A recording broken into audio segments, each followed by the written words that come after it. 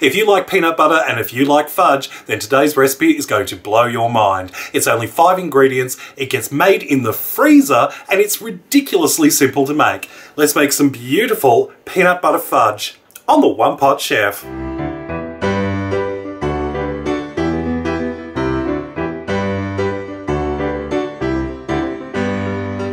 This is an incredibly simple recipe for fudge. Into a medium saucepan, I'm adding in 2 400-gram cans, or 800 grams total, of sweetened condensed milk,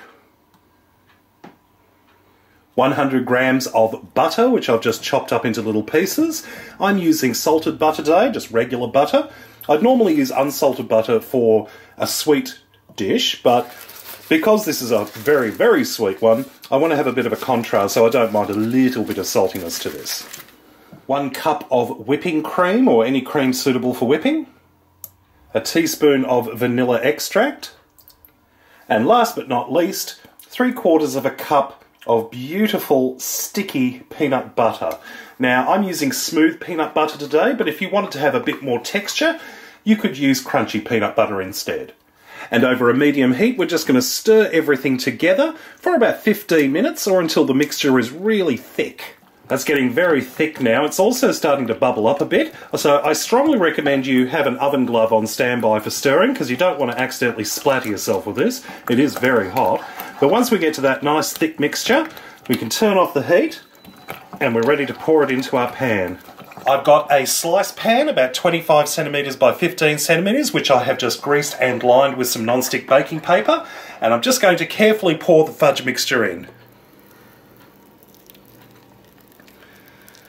Smooth out the surface so it's nice and even, and then we can just set this aside for about an hour or so to allow it to come to room temperature.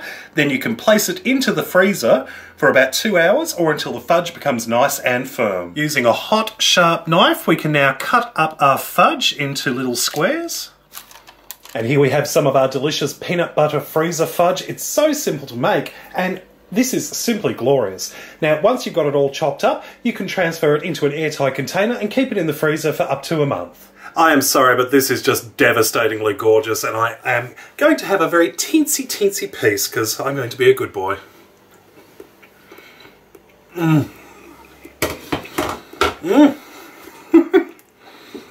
Okay. Oh, yummy. First things first, considering that it's got 2 cans of sweetened condensed milk in it, it's not as sickly sweet as you would expect it to be. That being said, if you like peanut butter that sticks to the roof of your mouth, you are going to love this.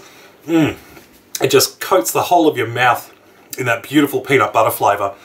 That's simply divine. It's naughty, it's bad for your teeth, and if you make this, I promise not to tell your dentist, but this is definitely not something to make on a regular basis. It's definitely a treat only.